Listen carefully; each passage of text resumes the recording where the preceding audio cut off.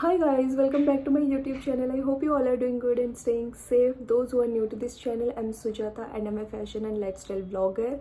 So today's topic is again story time, and I'm going to share with you guys whatever I experienced after death of my dadi. So it's kind of horror story and real life experience, whatever you can name it.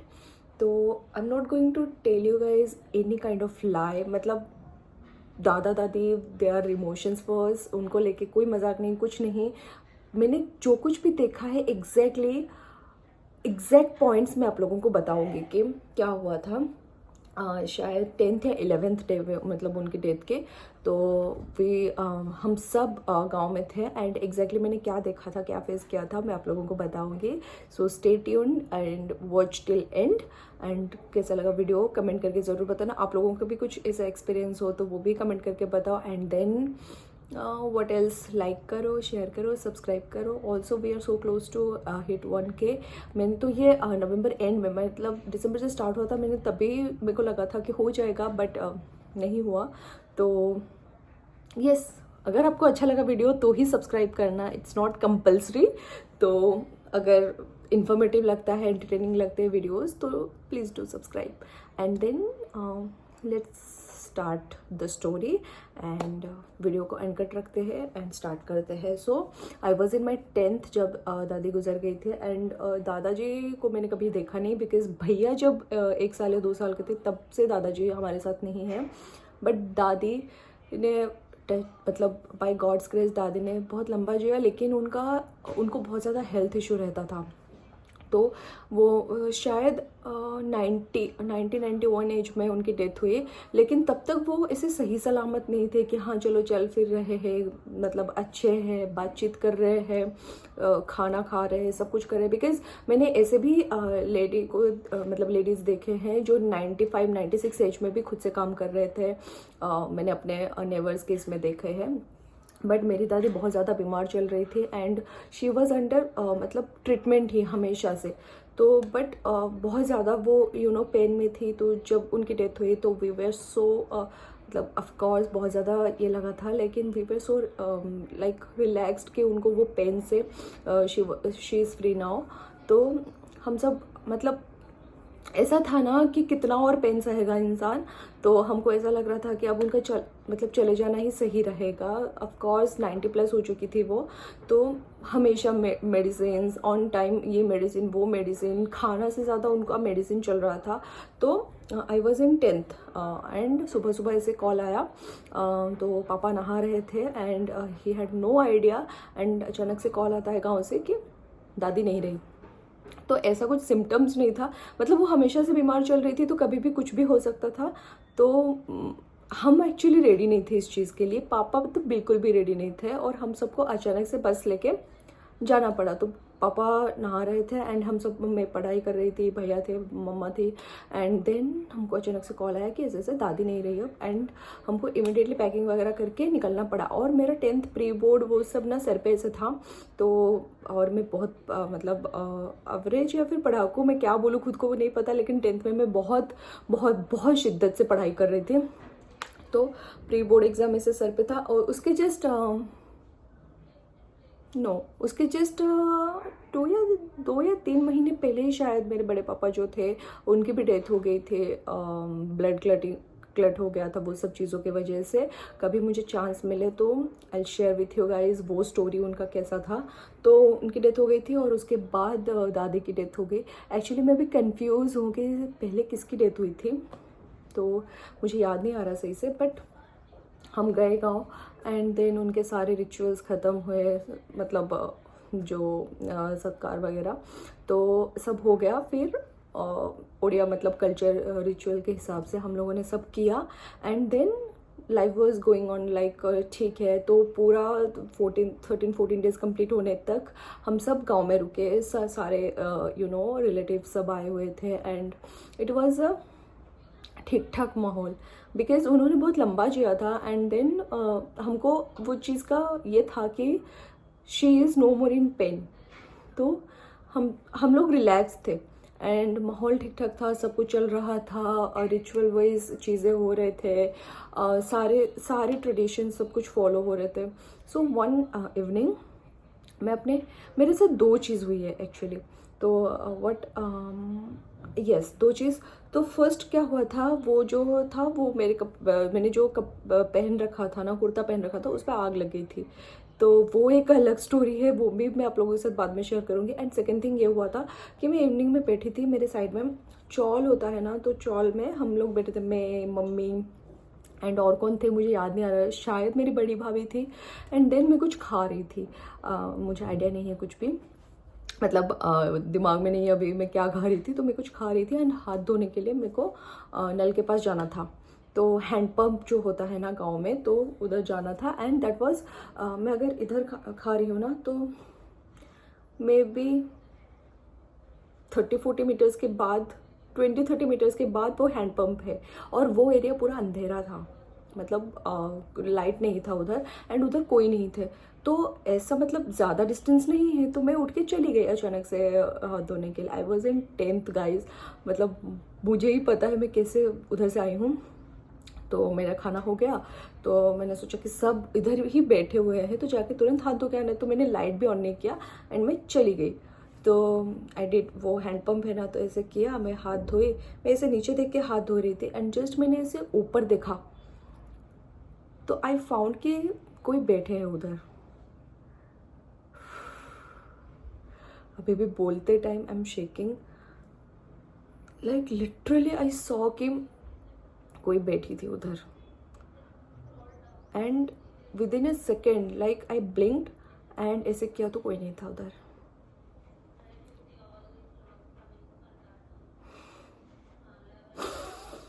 That was like okay. तो with in a second वो हो गया and मेरे को कुछ समझ में नहीं आया. लिटरली मुझे कुछ समझ में नहीं आया. I was so blank. And उस टाइम लेकिन ना ही मैं चीखी, ना ही मैं डरी. पता नहीं मेरे अंदर कहाँ से उतनी हिम्मत आ गई थी. तो मैंने वापस ये करके शांति से एकदम काम होकर मैंने हाथ धो लिया.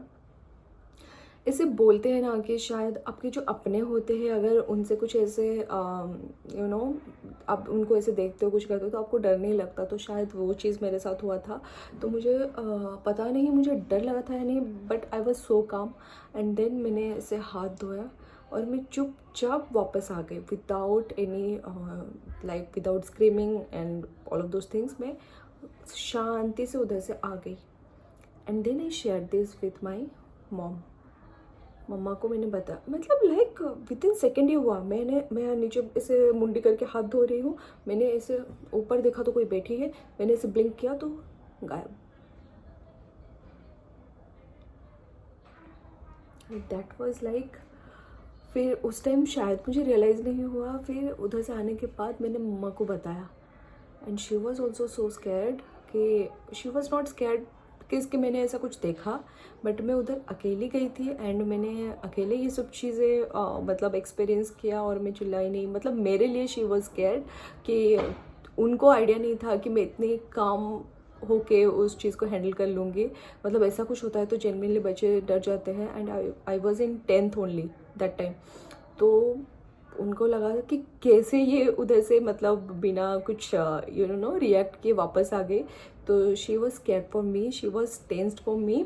बट मैंने उनको बताया कि मुझे ऐसा कुछ मतलब डर नहीं लगा, थोड़ा सा लगा था बट ऐसा कुछ उतना ये नहीं लगा था. और मैं आराम से उधर से वापस आ गई थी.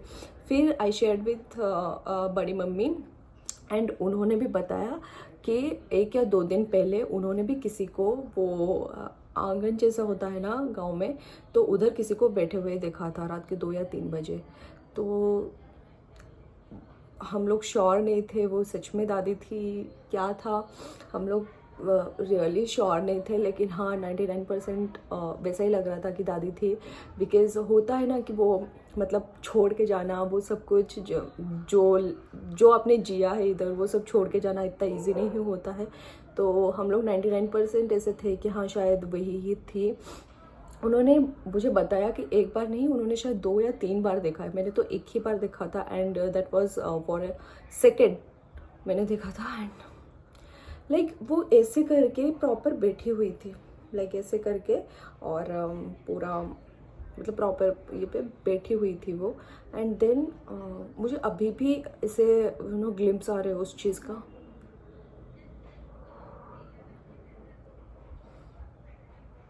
मेरी दादी के साथ उतना ये नहीं हो पाया था, बिकॉज़ जब मैं बड़ी हुई गाँव जाने का मौका नहीं मिल रहा था उतना, और उसके बाद वो बीमार पड़ गए, किसी को पहचान नहीं पा रहे थे, कुछ नहीं, तो इतना ज़्यादा अक्वेंटेड नहीं थी मैं उनके साथ।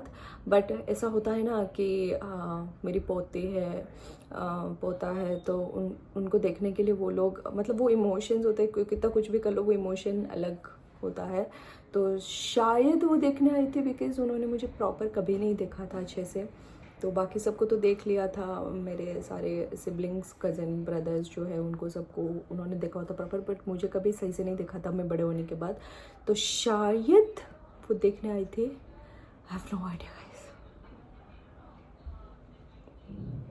इवन वो आके मेरे घर पे भी रुकी थी 1997 आई वॉज बॉर्न, एंड उसके दो तीन साल के बाद शायद से वो आके रुकी भी थी हमारे घर पे, लेकिन मैं बहुत छोटी थी, मतलब 3-4 साल की थी मैं, वो तब भी आके रुकी थी हमारे पास। तो भैया से वो, मतलब भैया तब भी 7-8 साल के थे, तो भैया से उनका अच्छा था, मतलब उनको देखा था उन्होंने, सब कुछ था, लेकिन मुझे प्रॉपरली कभी नहीं देखा था।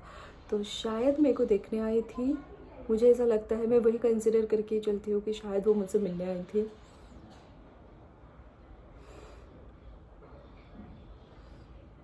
आई फील सो बैड समटाइम्स कि मैं उनके साथ वो मतलब वक्त जो बिताते हैं ना लोग दादा दादी के साथ, वो कभी नहीं हो पाया। बट वो सोच के आज भी मुझे बहुत फील होता है, वो दुख फील होता है। एंड देन बट जो हो चुका है उसको लेके लाइक इतना स्ट्रेस फील करना, दुखी होना कोई मतलब नहीं है।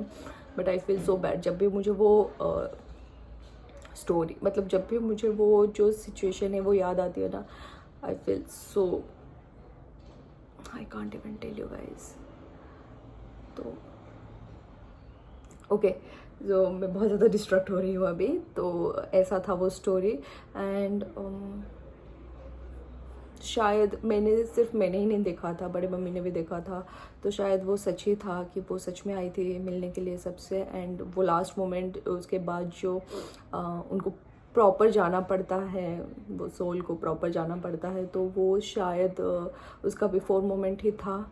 एंड देन या that was about it, and this was not a actually horror story नहीं था, it was kind of emotional story, because उनसे क्या ही डरना, अपने ही है दादा दादी, उनका प्यार जो है ना वो कंपेयर नहीं हो सकता, वो लाइक इसे बताने से नहीं हो सकता। But it was kind of emotional story.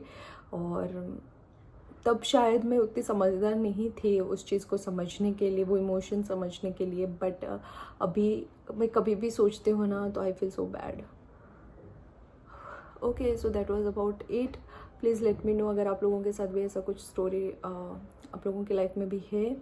So please to share in the comment section, and बताना मुझे कि कैसा लगा वीडियो में। एज सच उतना ये कुछ था नहीं, लेकिन हाँ, I wanted to share with you guys ये वाला, बिकॉज स्टोरी टाइम्स मैं बहुत सारे मेरे पास है, and I so want to share with you guys. बहुत इंस्पिरेशन भी मिल सकता है आप लोगों को उससे, because I am in my early 30s and I have experienced a lot of things. तो I can share with you, I can entertain you, I can motivate you. So please do share this video with your friends, not only this video, my videos with your friends and family, and do subscribe to my channel, and jaldi 1000 subscriber kara do yaar, because that's the